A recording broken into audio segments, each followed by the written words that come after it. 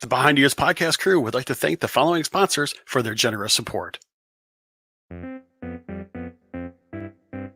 Do you have a little one and need a stroller for your next Disney vacation? Then Kingdom Strollers has the stroller for you. They've got a great variety of well-maintained strollers that fit any need. Go to their website and check out the City Mini Double, the City Mini Single, or any one of their wide selection of great strollers. They also have crib and bedding rental as well. During every one of my Disney vacations, I can't go a couple of minutes without seeing a happy young guest in a Kingdom stroller that is followed by a parent that knows they made a great stroller rental decision. Want to see how Kingdom Strollers can help you? Go to their website at kingdomstrollers.com. That's kingdomstrollers.com.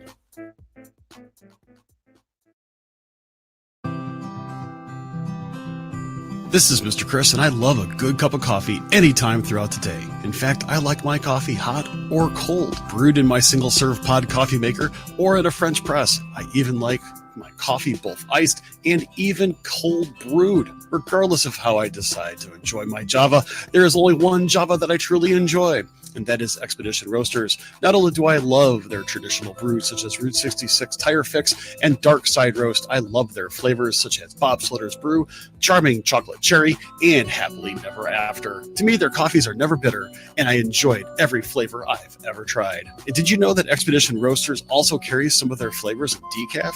They're perfect for that afternoon cup. You also have to check out their different teas as well, which are great, hot or iced. Behind Ears podcast listeners have 2 different coupon codes that you can use as well for when you stock up. Use EARS20 for 20% off that first order. Returning customers can use EARS10 for 10% off subsequent orders as well. When you're ready to enjoy the best in pop culture inspired coffee and teas, check out expeditionroasters.com.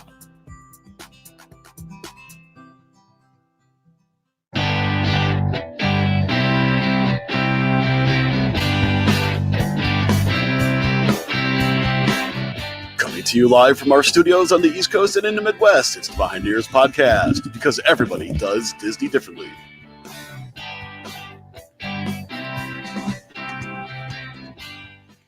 Hey everybody, it's Mr. Chris for Behind Ears podcast. How is everybody doing on this fine Thursday evening, also known as Friday Eve, as we have come to know it around here on these parts? It is definitely one of those things that we like to refer to here on a Thursday. I mean, Wednesday Eve for Tuesday shows don't necessarily have a really comforting ring to it for some reason, because Wednesday represents you haven't even made it all the way through yet. But Thursday night, you're here. And by all means, you only have one more day of the work week left for most of you. So by all means, I am really glad to have you guys here. Let's say hello to some of the people in our viewing audience today. Chris, how you doing today? It's really good to see you. Hi, Margie. What's going on? Let's see. We've got Deb, and she is actually listening over in Boston. Monica, what's going on? Cheryl, hey, I'll say hello. Unfortunately, Uncle Danny is on special assignment this evening. Let's see. Monica is actually from, she's from Auburn. That's kind of cool. And Deb says she's from Massachusetts. Linda is in the suburbs, southwest burbs of Chicago. She wants to be specific on that. Hey, what can I say? Feel Chicago in here. You know, we're loving the fall weather here. I should say we love the fall weather. It's the winter weather that we question as well. And I want to say hello to Melissa as well. And she is over in Central Jersey joining us. My comment little button here is actually going really slow, but Maureen wants to say hello. Bailey wants to say hello. And Justin says he is saying hello from Colorado. Jamie, what's going on, my friend? Good to see you here joining us. And all the way from the West Coast is Anna. How are you doing, my friend? I hope everything is going well for you and yours. Yeah, wait, hold on a second. Beth actually made a comment. We went from summer to winter, not liking the Chicago weather. It takes a little getting used to. And I'm saying that as a person that's lived here all my life. It's one of those things. And Justin says, basically, Colorado can't make up its mind either. Lauren, first time listener, she says, glad to have you here. We hope you enjoy the show. I hope everybody enjoys the show tonight. As I said, Danny is on special assignment this evening. He is not able to join us, and I do sincerely apologize. But you know what? Anytime that you've got a solo show with Mr. Chris, you know that you're in for some complete randomness as well as some awesomeness as well. So I am actually really glad to be here tonight. Let me tell you what we're going to talk about today. Got a couple things that came in through the mailbag. I want to touch on that a little bit, mainly because I think there's some really good questions. Second, we're going to talk about Disney Plus a little bit. Are you going to subscribe to Disney Plus? Because I know I am. And I've actually had some people ask me a few things as well about that. But I mainly want to talk in regards to how do you think Disney Plus is going to change the way that you consume movies and television? It's something that hasn't really been talked about. I'm going to go ahead and throw it out there for food for thought. And I've got a little bit of a surprise at the end, towards the end of the show, a great opportunity that for some may not come as a surprise, but we got something brewing and we want you to be a part of it, or to at least have a chance to be a part of it. And I'll explain that a little bit later. Sorry, I don't want to give the spoiler alert out now. So it's one of those things where tonight it's kind of interesting. I don't have the letters in front of me, but here's a couple different items. First question. It was someone that kind of asked me, hey, listen, I'm going to Disney first time in a long time. She's got a little one. She's going down to Florida. She was actually going to go in December. I'm like, wow, I actually wrote back to her and say, are you sure you want to go and you haven't done any planning yet in December? And she's like, well, we're actually now going to go in January. We think it's going to be a little less crazy. I said, yeah, that's probably a good idea, especially since you haven't really done a lot of planning yet. She says, we're not staying on site. I said, okay, where are you staying? Where are you staying then? She goes, we're staying with family members not too far. I'm like, oh, well, you can't beat that. I mean, if you're not going to stay on site, you might as well do it with family. That's just my 2 cents. I know that when I've stayed with friends who are family, in my opinion, it's been a blast. She's like, what are some of the things that I need to know? And I'm like, okay, where have you started? She goes, haven't started one bit. I'm like, okay. She goes, I need tickets. I need ideas. And I kind of need a little bit of a plan. Where do I start? I was like, whoa, this is actually a pretty big deal. And it's one of those cases where, it's hard to start a conversation about where does a person begin, especially for someone who hasn't been in a while, because there are so many variables. And I think we know a lot about those variables, and that's good and that's bad. And I'm glad that she's actually coming to me now, because she still has some time to actually plan a few things out. Because after all, being that she's off site, she's going to have to wait until that 30-day mark to get fast passes. She also doesn't know anything about my Disney experience. So I'm going to probably have to work with her a little bit about getting my Disney experience loaded on her phone. And I kind of told her about this, and she's like, cool, we'll have to go through that. At the same time, being that her little one is under 2, I kind of explained to her a little bit about, what are some restrictions on some of the attractions and so on. But really where I started to help her out is in regards to tickets. Now, she's off site, so we know there's no meal plan in place. That's okay. And being that she's got some flexibility, I said, hey, you know what? Check out Undercover Tourist. Not a sponsor, but I've used them myself many times. I've had close friends use them as well several times. And quite honestly, they're the best place to get discounted tickets, in my opinion.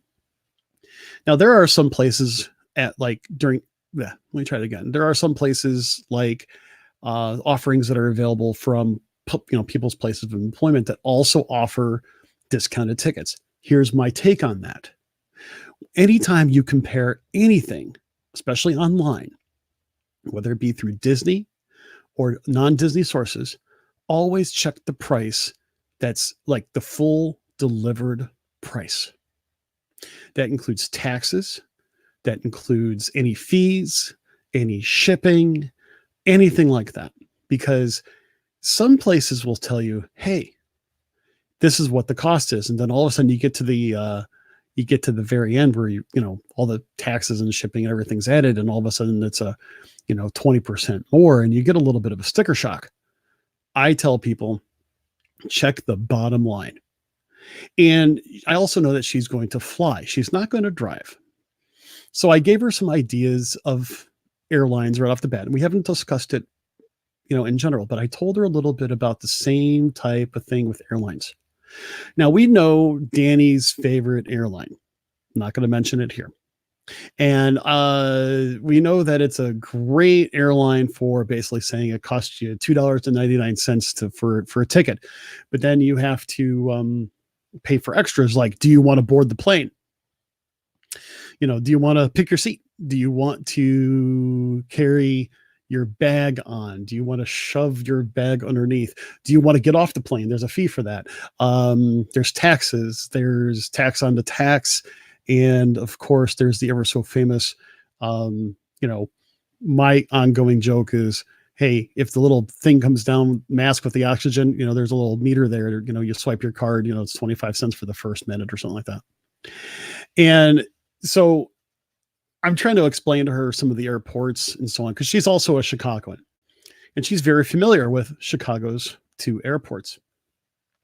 And I kind of also explained to her a little bit about, like, comparing an airport like Indianapolis, something that's a little bit more of a drive, but similar or even better schedule, similar pricing. So it kind of goes along the lines with maybe that's an option for her. So it's one of those cases where the reason why I'm bringing up this particular scenario, because it seems kind of random, right? There are so many different things to look at when you're starting your Disney vacation. It's hard to answer those types of questions right off the bat. It's hard to cover all the things you need to do with one answer. And it's one of those cases where if you talk to somebody, and I know a lot of us are passionate about talking about Disney vacations, take your time with them. Take your time with your friends or family member who are asking about their Disney vacation. Step through it with them. Step through it with them in such a way where they don't feel overwhelmed, because I have a feeling that the closer I get to telling her more and more and more, she's going to feel overwhelmed. I eventually had to send her a note back and say, hey, listen, because she doesn't live too far from me, she and her husband, who I know from church and stuff like that, I said, hey, let's get some coffee. Let's talk about it. And I think that's one of the greatest things that we can do as a Disney community, is to basically, especially if there are people that are close by, sit back, have a cup of coffee, and relax with your friends and just kind of go through it with them. I know we think it's easy, but we want them to have the greatest experience possible. And sometimes I think we forget that. Take it step by step. Hear them out, what they want. Because everybody does Disney differently, what's good for me may not be good for them, may not work well. In this case, I have to remember the fact that she's traveling with a little girl. And taking that into consideration, there's going to be some things that she's going to have to consider. Things that, I haven't had to consider in 13 years, since my son was little. We all love it. We all love Disney planning. Sometimes we just have to kind of keep things, on an even keel. So it's kind of interesting because let's see here. Brian mentions, I'm going through a similar situation with a friend coming down for the first time ever. I had no clue where to start, and it's 10 people coming. Oh my goodness. That's even more stressful, Brian. I'm glad that they're coming to you to get some help, because by all means, that could be a very stressful situation. First time with a large group. Yeah, they need to be given some assurances, if you know what I'm saying here.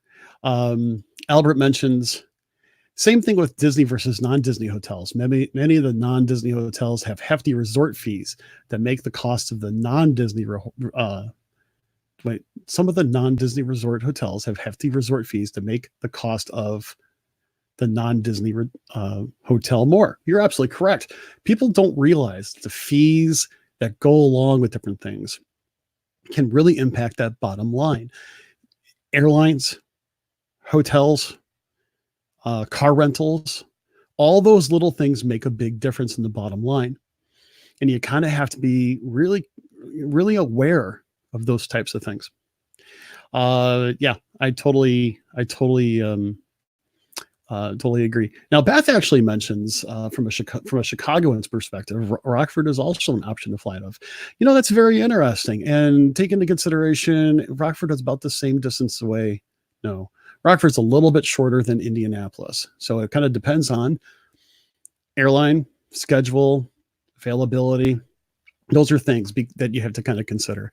Now, granted, I'm the kind of person, I don't have a problem driving 2 hours, 2.5 hours to get to an airport that I really, truly enjoy going through. I've talked Indianapolis up quite a bit over the past several months, and it's very true. Why? I feel relaxed in Indianapolis. Even my daughter the other day, when we were talking about things, she goes, Dad, you're a very stressed traveler.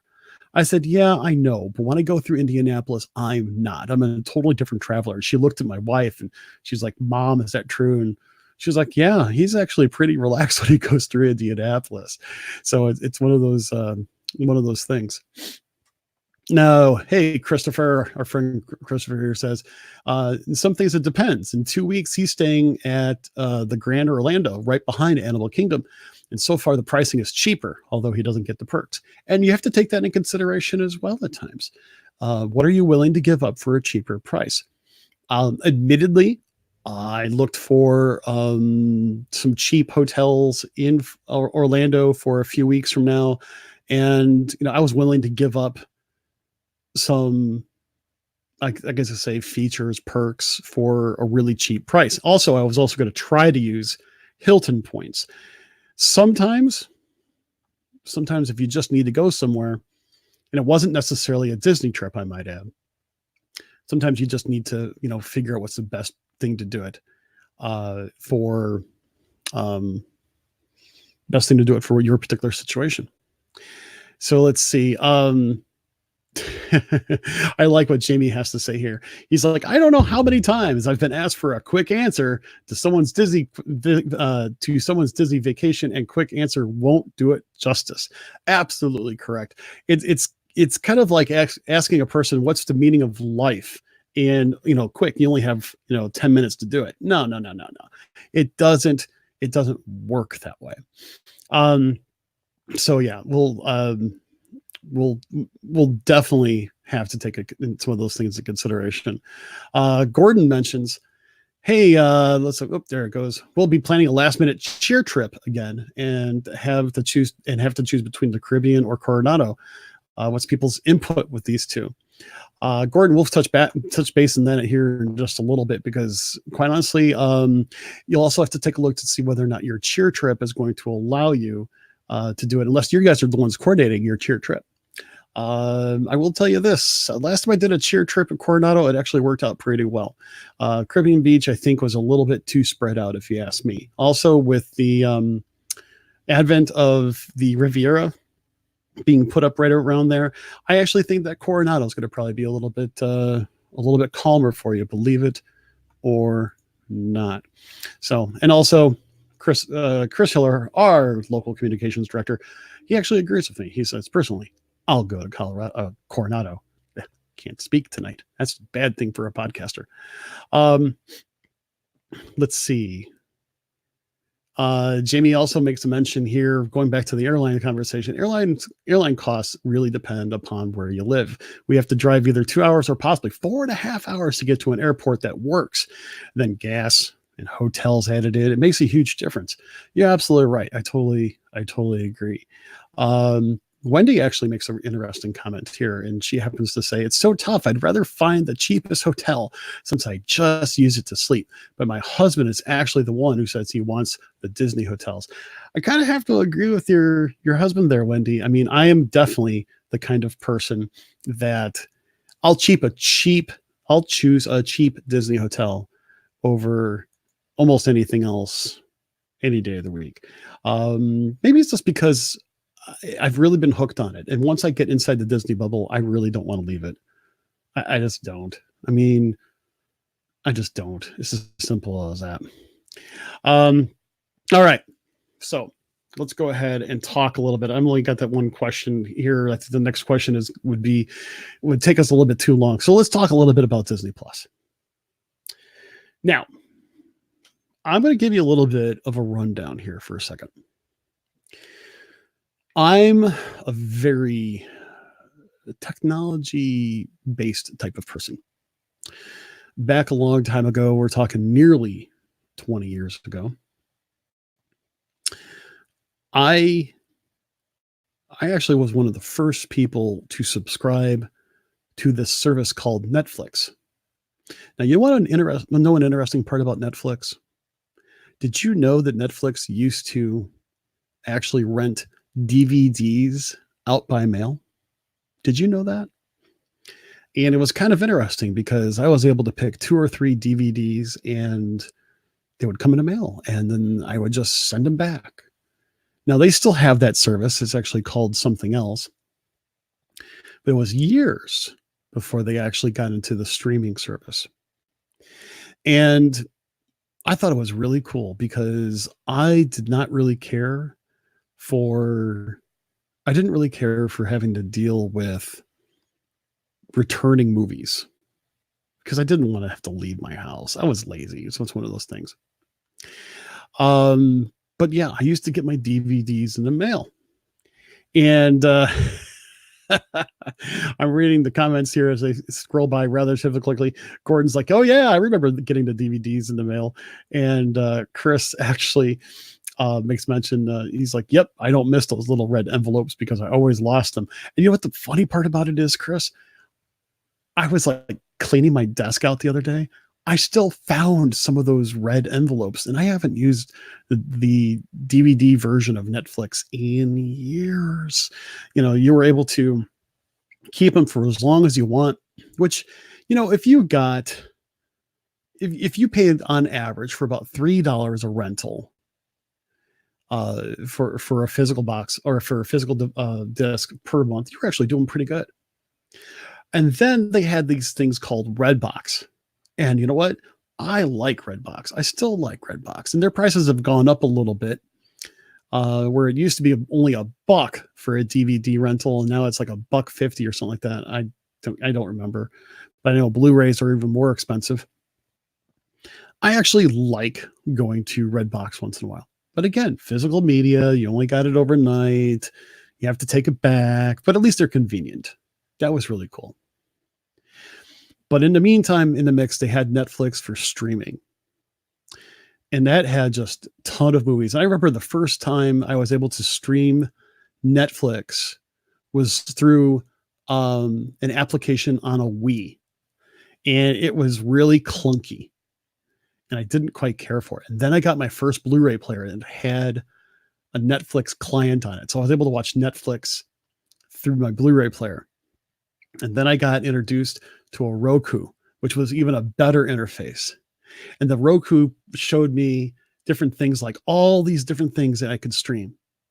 So I was introduced to not only Netflix, but later I realized that I was an Amazon Prime member, and I was able to get Prime Video. And then I was able to get, later on, Hulu. And eventually, some years went by, and I was using those to supplement things because I didn't subscribe to movie channels or anything on my satellite provider. Eventually, I got rid of my satellite provider, and I went just to an antenna. And I know some people say to themselves, I don't think I can do it. I don't think I can do just having an antenna and having all these other services, you know, that I would have to pay for or what have you. I get it. But I went back to having a TiVo. Oh, I love my TiVo. And I had to make my own antenna. I actually made 2 antennas, and they work in parallel with one another. And I get like 45 channels over the air, and about 20 of them produce programming that I actually enjoy. And with that, I also have, as I said, Netflix and Hulu and Prime. I don't consider paying for Prime only because I buy it mainly. I have Prime mainly for the shipping. I get way more than my money's worth out of that shipping. Let me tell you that right now. So the fact of the matter is that I've been a long-term subscriber to Netflix. Now, kind of going ahead and giving you a little bit of the background. Disney Plus comes around. And I think this is going to be a game changer, not just because of the tons and tons of content that it's going to have. I'm not talking about the classic movies that, you know, have been hidden in a vault somewhere. I'm not talking about the Disney Channel original movies that people have come to know and love. I'm not talking about, you know, some of the new programming, which really I'm super excited for. I mean, seriously, Mandalorian. Oh yeah. So looking forward to that. And, you know, the thing is that I notice a few things that I am starting to do. Okay. Let me tell you what that is. Most of you know that I'm a big movie buff. I love myself a good movie. I love having my theater in the basement. You know, I sit back, I relax, dim the lights, grab some popcorn, and I'll sit back and I'll watch a movie. Most of you have heard me say that I will always be a person that will probably get my favorite movies on a physical medium, most likely Blu-ray. I will watch a good movie over and over again. I have seen the 3-hour mega happy director cut of Avatar 6 times. Now, that doesn't sound like a lot, but think about it. It is 3 hours long. And it is an absolutely fabulous movie, especially the 3-hour mega happy director cut. By the way, the theatrical version was only 2.5 hours. Just thought I'd throw that in there. So I kind of thought the other day, because my wife and I were trying to figure out, did we pre-order Toy Story 4? Because it just came out last week on Blu-ray and DVD. And we were racking our brains. Did we actually get Toy Story 4? Did we pre-order it from our local Disney store? And I kept on racking my brain. And she's like, the receipt was on the refrigerator. I said, okay. So I looked and like, it's not there. But then I realized something. That wasn't the receipt for Toy Story 4. That was the receipt for Avengers Endgame, which happens to be sitting on my hutch. And I'm like, oh my gosh, I can't believe I did that. So the interesting part to it is it made me think a little bit. I've got, right now, no fewer than 4 movies that are still in the shrink wrap that I have purchased that I have not seen yet. Let me rephrase that. I've seen them in the theaters, and these are movies that I determined I want to see again, and I haven't opened it up to Blu-ray. And so I'm kind of like, Now, chances are, the way that things are going right now, I will wait until Disney Plus comes out before I see Toy Story 4 again. I still have the inclination that I will buy it, most likely for myself and most likely for a combination birthday, Christmas present. I'm just kind of that kind of guy. Yes, I buy my own Christmas presents. Why? Because then I know I'm going to get, and I like it. I know. My wife and I usually buy one thing just between it, that we don't know about, but still. So it's one of those cases where I thought to myself, is it really going to be necessary to buy physical media if I have everything at my fingertips? And that's a really strong question. Now, for me, I've said it before, so I'll say it again. I will probably buy physical media for the movies that I know I want to thoroughly enjoy a theater type of experience, because there's not many streaming services out there that'll provide you, a pure high def type of service that actually has 7.1 surround sound and this, that, and the other. Very, very few. And even then, it's usually only available on 4K services. And even then, it's only available through 4K TVs. And you have to have a 4K receiver and the whole other shebang worth of stuff. I'm not going to upgrade my system. I've got a beautiful system that I'm not going to spend the money to upgrade. I just don't have to. I usually don't upgrade anything until I blow it up. So that's one of those things. And how is it going to change people's viewing habits? If you know that you're going to be able to get the latest Disney movie streamed to your home as a part of a very affordable package, is this going to cause you to not go to the movies? Especially since that service also contains a lot of material, a lot of content that have been known to be classics, fan favorites, things that we haven't seen in ages that we really would love to see again, things that we want to introduce our kids to again, good, wholesome programming. I mean, Disney put out a 3-hour video on YouTube showing but 15-second clips of different shows and movies, everything that was going to be on Disney Plus. And it started from the very beginning, and it was hilarious in how some people actually watched it. And it wasn't like showing, let me rephrase that. It wasn't like playing the audio, but it was playing like some music as they were showing just these clips type of thing. It was actually really kind of a fun thing to just have running in the background. But is it going to change the way that you consume content? Especially since you can consume that content anywhere, from your TV to your mobile device to your computer.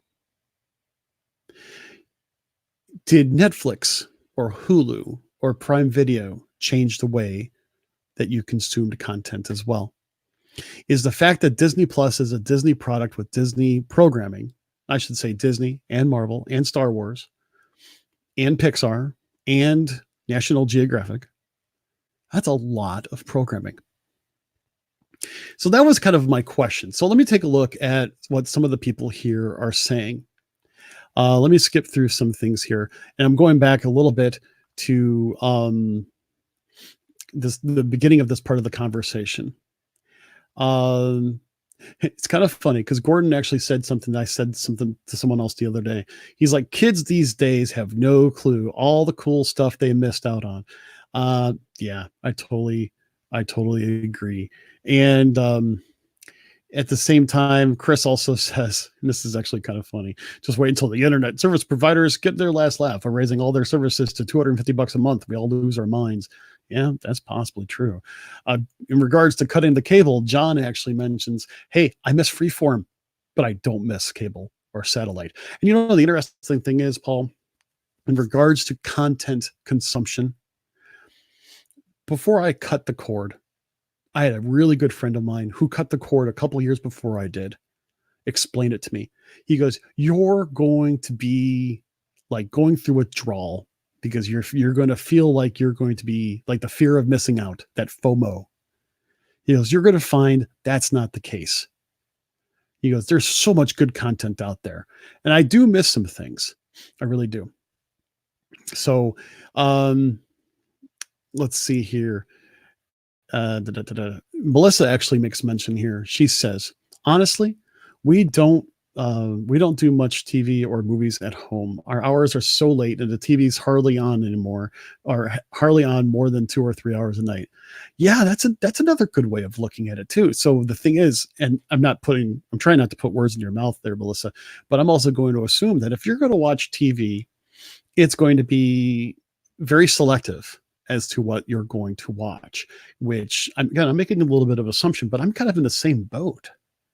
I don't watch a whole lot of TV now. My wife and I watch probably 2 programs in the morning as I'm drinking my coffee. She's drinking her Diet Pepsi and I make her breakfast. It is just one of those things. In regards to Toy Story 4, Mary mentioned that she got the cool box from the movie club. Awesome. That's really cool. And there are some people that still love having the movie club specifically for building up a physical media library to that. And I think that's great. Jamie mentions here in Mississippi, the power companies now have the rights to begin carrying internet capabilities. This could be a game changer with a price drop. Another company is nearing getting fiber to my house. Yes, please. Absolutely. Because now internet is becoming the more and more of a general utility that is way up there next to power and, electricity, gas, I say water, electricity, gas, and internet are now basically the 4 things that you need the most. Having TV is almost optional. Chris asked the question, though. My question is, with Disney having their own streaming platform now, will they offer movie theater movies for a certain price so you don't have to go to the theater to watch them for people that don't want to go to the theater? Chris, that's a great question. And the thing is that there's been a lot of talk about that over and over for the past several years. It's not even just with the advent of Disney Plus or Netflix or whatever.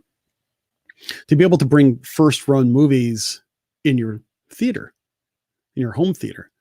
And there's been a lot of issues about I'll say um, legality and as well as, not production rights, distribution rights, and so on and so forth.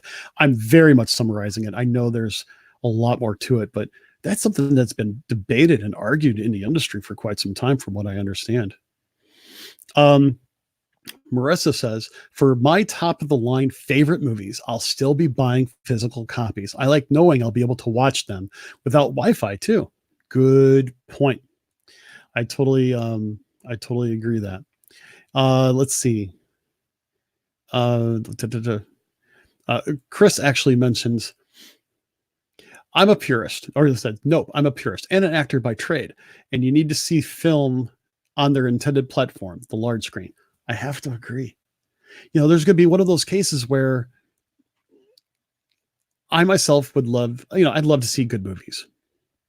I don't always have time to see the best movies. And, there's some really good movies. Like, example, I wanted to see The Greatest Showman. I haven't seen it yet. I would like to rent it and watch it. And the fact of the matter is, I wanted to see it in a theater because I think a movie like that is great in a theater. But I didn't get a chance to. Sometimes also, here's the funny part. My wife and my son and myself, we have different tastes of movies. And it's also a little bit difficult to get all of us to want to go see a particular movie at the same time. So there's a lot of movies that I don't get to see in the theater. I guess that's why I have my own theater, so I can enjoy it. But to thoroughly enjoy it, I need physical media. It's one of those things. So let's see. Brian says, I rarely go to the theater already. I just wait for most. And Jamie also says, nothing beats the experience of going to the movies. And Chris actually says, to me, nothing will ever beat the awesome experience you get in the theaters most of the time. However, if I can watch it at home and not have my seat kicked by kids multiple times or have people talking when I'm trying to watch the movie, yeah, I can see that. So let's think about this for a minute. How is this going to work? How is it going to change what you have to say about these different options? Now, I'm going to give a shout out to my friend Rhett here. What's up, brother? Good to see you. Hope to talk to you soon. He bets for him and his enjoyment is an over-the-air DVR via Plex. And that is, again, it's not your average ordinary DVR type situation, but he's obviously enjoying movies and TV from one setup in his house, which I think does change a lot of how we consume content.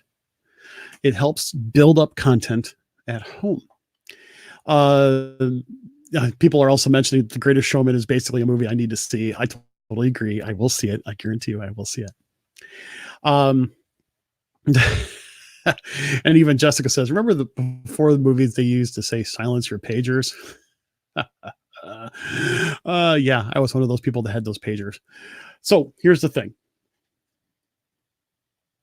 If you get Disney Plus, which in only about 3 weeks, it's going to be made available.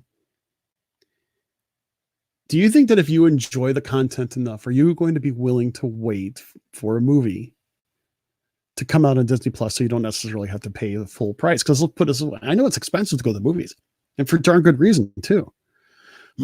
I mean, it's a great experience to go to a good movie theater. Nah, granted, there are some movie theaters that stink. Let's face it.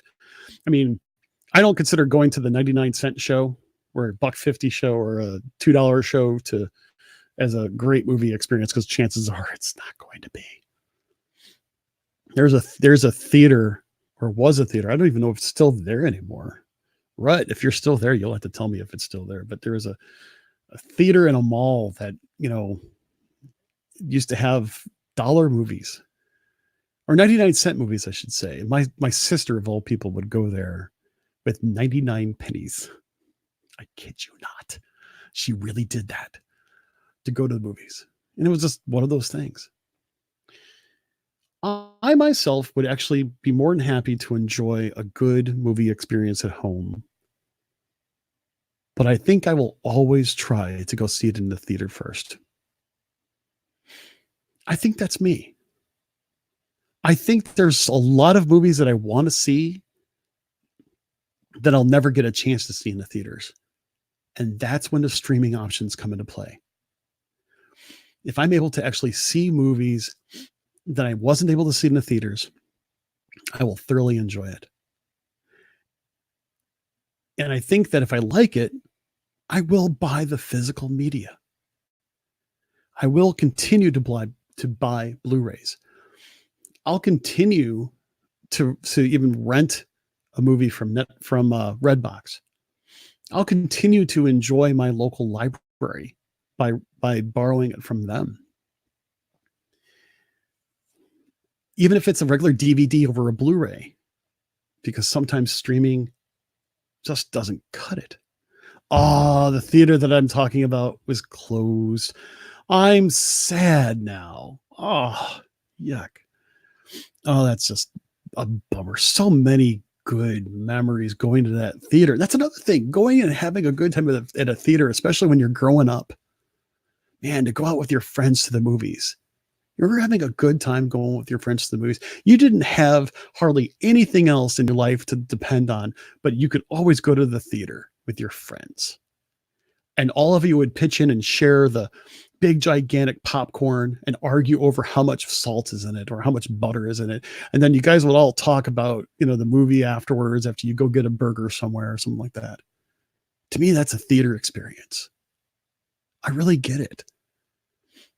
I still my family and I still go out to eat after almost any movie to talk about the movie and what we experienced.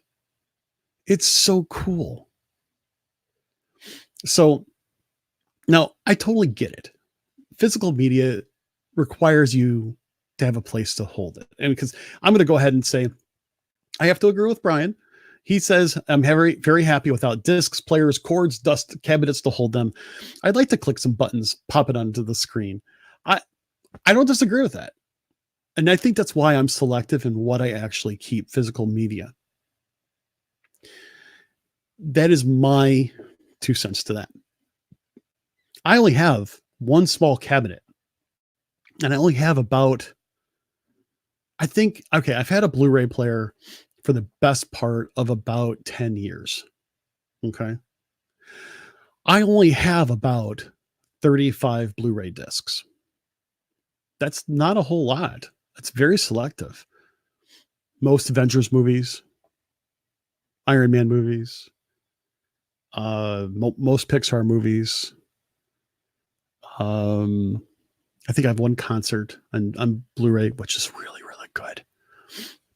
Oh, Karen, you and my wife. Oops, wrong button. Hey. You say, yeah, the popcorn is the only reason we go to the theater anymore. You and my wife would get along perfectly. There have been plenty of times that we would go past a movie theater and she's like, can we stop? I'm like, well, what movie do you want to see? She's like, no. I don't want to see the movie. I just want to get some popcorn. I go, I can buy you popcorn. She goes, no. You don't understand. You can't get that kind of popcorn elsewhere. Okay. I get it. And of course, the refills. And you know what my wife does?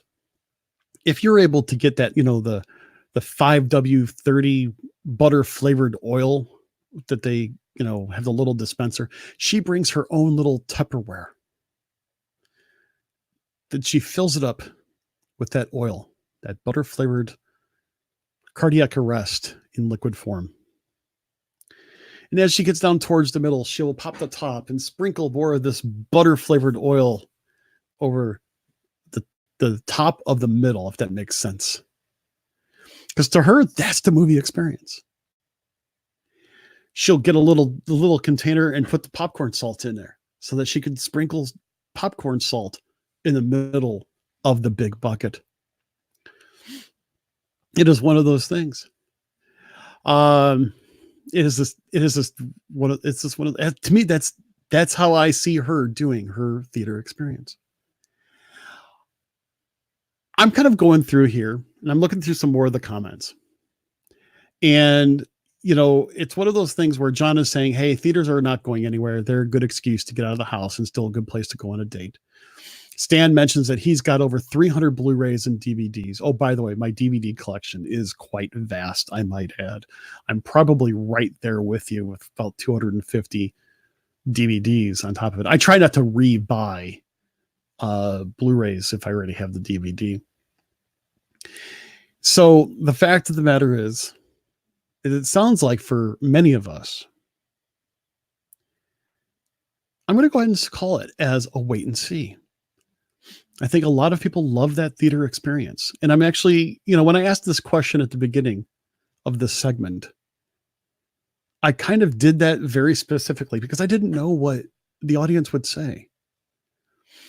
I myself don't think it would change the way I would do things. And that wasn't my intention to try to change or sway anybody in regarding this conversation. I was mainly curious to how people would react to it. So let's leave it at that. That I think people will use it. I think the biggest question, maybe this is the bigger question. Which other streaming service are you going to get rid of in order to, enjoy Disney Plus? Because there might be a service out there that like you may not want to use Netflix anymore just because Disney Plus is going to have what you really want. I've heard a lot of people say that, and that's okay. I may have to make that consideration myself. I may have to decide, you know what? Netflix is quite expensive, so maybe I'll go ahead and just have Disney Plus. Although I've been getting into a lot of anime lately, and Netflix has got some good anime stuff in there. I don't know. Just call me weird. I don't know. It's going to be kind of interesting. I'm very much so want to know what people are saying. Like Jessica saying, I'm leaving Netflix. And Margie goes to the Hollywood Palm Theater. Jessica says also in regards to leaving Netflix, she says, except it has Friends on it. Stan, I understand this comment. He says, I've completely become a theater snob after one of the theaters opened up that had the reclining seats. Oh yeah. I'll tell you that. I totally agree. I've been trying to do this thing with AMC theaters to get them to redo the theaters in my area. Just, hey, listen, I would love if one of them put a Dolby theater in there. I would love it even better if they could just at least give me some reclining seats. Marissa says, my family has an arrangement. I have Prime and Disney Plus. Her parents have Netflix and sometimes HBO, and the sister has Hulu. Between us, we share and have everything covered. I think that's pretty funny. Hey, if you all split the cost for those types of things, there you go. No, Jessica's really getting into the snob part. She's like, oh, I'm not going to go to a movie unless it has reclining seats. I don't blame you. I really don't. I just have to drive an hour to do that sort of thing. Jamie says, I'm with you, Chris. Prime is all with my shipping Amazon credit card. We'll keep Netflix most likely, add to Disney Plus. Biggest thing is, can I cut the cord in my satellite provider? Jamie, I know that's the toughest part, my friend. That is really the toughest part. And I had to do that too. And if it's any incentive, I can tell you this. When you get rid of your satellite dish, the only thing you really have to turn in is the feed horn. But all the wiring is still in the house. And that's good, solid RG6 cabling.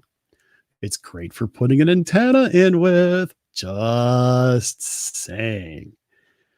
So Jessica's asking, is Disney Plus going to do a password sharing thing? I don't know. I really don't. It probably will have some sort of security to try to minimize the amount of account sharing. I think they kind of have to, and I think it's their right to do so, to be honest with you. I know a lot of people have seen probably a video joke with a video joking around with, someone is on a date, but they want to watch Game of Thrones, but 14 people down the road has their password for it. It's going to probably they're going to probably make it difficult, or at least annoying to share. And I get it. I totally get it, to do that sort of thing. But here's the thing. I've subscribed I did the 2-year deal that came for being a Disney Visa card holder. I think it was. I don't know. I got something in the mail. Actually, I got it by mail and email. And so I only did for 2 years. Mainly because, quite honestly, $5 a month, it's all I really have in my budget right now. But $5 a month is still cheap. You watch 2-3 movies and you've pretty much got the equivalent. You watch 2 movies and it's the equivalent of renting them. And with all the different programming that's going to be available, I'm looking forward to some of the original Disney Channel stuff, not the movies, but just some of the original shows, just so I could watch it with my son to see what he has to say about it. Some of those programs are great. Some of them not so much, but that's okay. The great part about it is you don't have to watch it. I want to watch some of the classic Disney movies that you only used to see on Turner Classic Movies. I'm looking forward to it. So it's one of those things. All right. So, and Kurt brings up the biggest point about cutting the cord. He's like, I tried cutting the cord, but missed live sports too much. So he went to a streaming cable service. There you go. There's always something there to do it. I like that. I like the part of the conversation. Well, as we're getting towards the end, I've got something to tell you guys. We're going to do something a little bit different. I'd like to announce that the admins of the Behind the Ears podcast and the WDW community page, we are actually, I'm going to go ahead and share my screen here. Where's the tab? Here we go. There we go. We are going to enter a virtual race. It's the Give Kids the World Challenge for Hope. And it's on Saturday, November 9th. And here's the cool part. So Chris is actually going to be there on site to do it there. It's the one time a year where they open it to the public and they have a 5K race through the village. And it just looks so cool. And it's to raise money for the village itself. So here's the deal. We started our own running team. Okay. And basically it's listed as the Behind Ears Podcast Wish Team. And mainly because we really believe in this cause. And we're really looking forward to virtually have a running team. I keep calling it a racing team. I'm sorry. That's really not true, because there's nothing what you're going to call this guy doing racing. And Jessica's actually still trying to figure out a way to get down there for it. I myself will not be physically be there. But what we're going to be doing is placing a link over on the Behind Ears Podcast Facebook page, as well as over at the WDW community page. And here's the deal. I'm going to give you guys a chance to actually contribute towards the cause, supporting our running team. And we have a goal right now of $500 to raise. Now, they said, hey, we would like for you guys to raise more than that. We're like, you know what? We're going to start with this because we've never done this before. And it doesn't matter if you give $10 or, $100, but it's one of those things. Now, here's something else I'm going to tell you. Okay. I'm still getting some details. So I'm going to, this is kind of a little bit of a teaser. I had someone basically say that they are considering doing a matching donation for us, just us. That he has a desire to donate a certain amount if a certain amount is donated, culminating from everybody, which I think is really, really cool. Stan says, for the second there, I thought Chris was going to share his Disney Plus password. Sorry. But we've got a goal of $500. We would love to smash that. Okay. Now, I realize we're getting towards the end of the year, and with the holidays approaching, sometimes we always have to watch our pennies. Hey, I get it. I'm still paying off my Disney vacation from a couple weeks ago. I get it. But I'm going to put a link out there. Now, here's the cool part. If you want to become a member of our team, You can do that. I know if you want to do it virtually, it's $39 minimum. But here's the cool part. I do know that they'll give you a medal. They'll give you the medals that they're handing out there. They will actually send you one of the medals.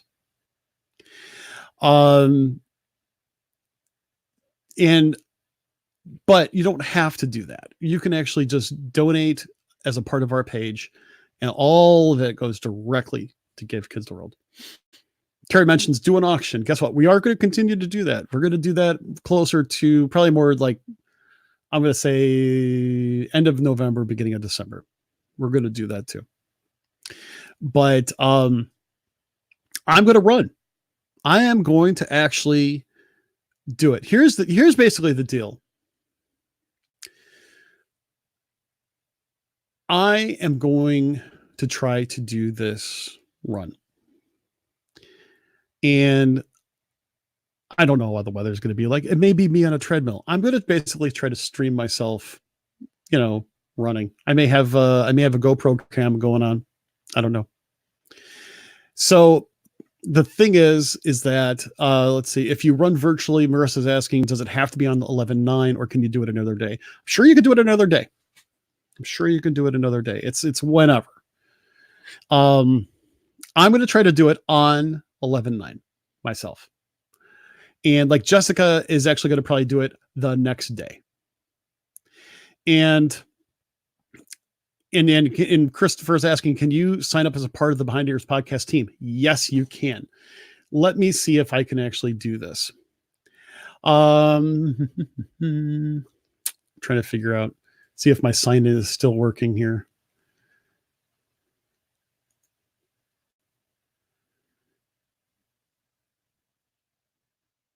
Oops. Nope. Hold on a second. Darn. If you go to givekidstheworld.org, and I think it's hold on a second. I'm trying to think of this.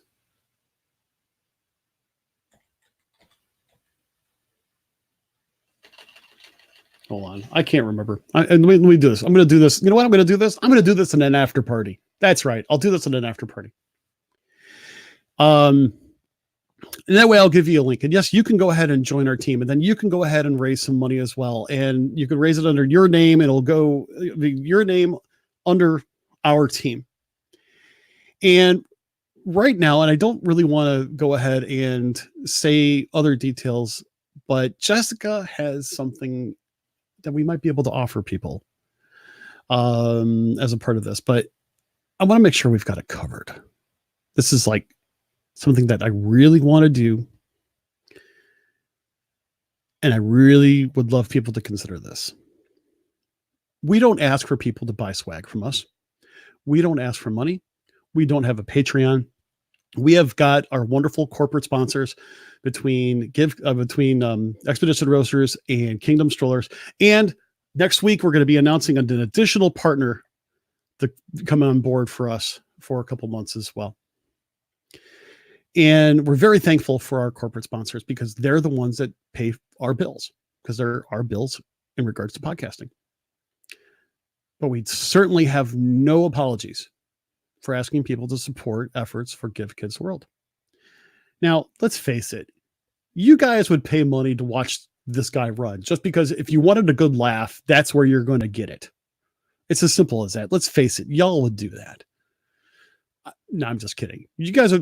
I'm sure you guys would provide encouragement. And you know what? Quite honestly, I need a good swift kick in the butt right now to get my butt off the couch some days. This is going to be, at least, I'm not going to be losing 50 pounds in the next few weeks in order to do this sort of thing, but I can at least get my butt off the couch and do something as a goal. So I hope that as a part of this, and I will be putting more information over between tonight and tomorrow, and you got to have to keep your eyes peeled over there because we would really love to have you guys join us. Small donation, be a part of the team, raise some money on your own as a part of the team as well. It would just be Great. Actually, Christopher, you're mentioning the link. I don't think that's actually the link.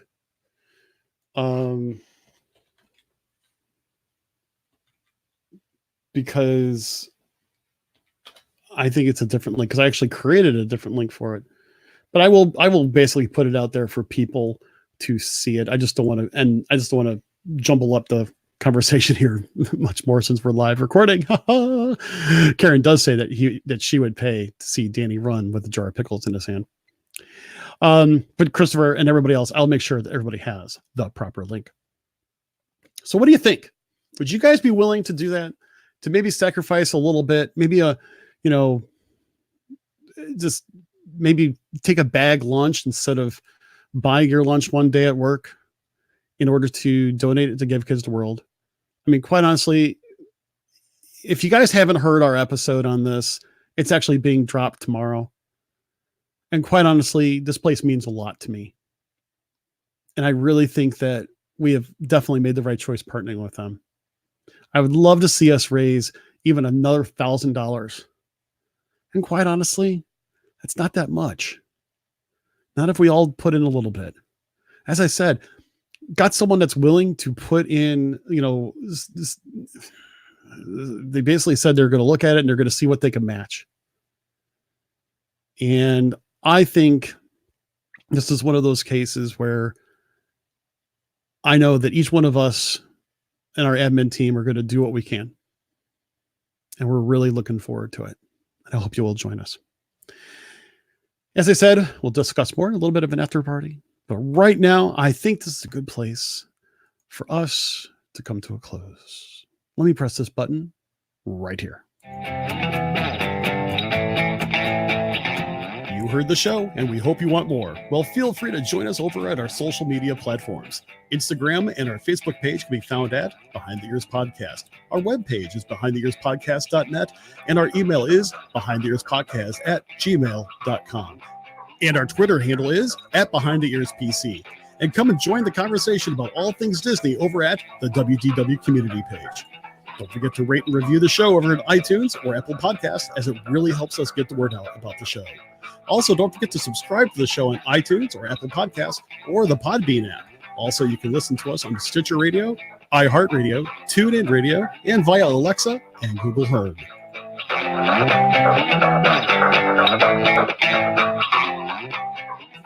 Alrighty, everybody. Listen, thank you so much for joining me on this episode of the Behind the Ears Podcast. I really enjoyed seeing what you guys had to say about Disney Plus and content consumption. I didn't even realize not too long ago the concept of content consumption. Say that fast 5 times. But by all means, it is something that has really become part of our lives. As well as, hey, when we go and help others and plan their Disney trip, hey, we just need to kind of take it step by step with them. And that's what I'm doing with my friend. And it should be really cool to hear more about their journey. I may even have them on the show, and we'll even talk about their trip planning, since it's going to be a little bit different than some of the people we've had in the past. I think it'd be kind of cool. But by all means, I hope everybody has a great day. I hope everybody has a great weekend. And listen, I can't tell you how much we appreciate you guys being here. Thank you for supporting the show. Thank you for making us a fan favorite and a top-rated show. It really means a lot to us. I'm humbled at just the friendships that I've built here and the amount that you support the show. And I know that Danny feels the same way, and he would say the same thing, type of thing. I'm just really thankful for it. But until we meet again, I hope everybody has an absolutely magical day. Take care.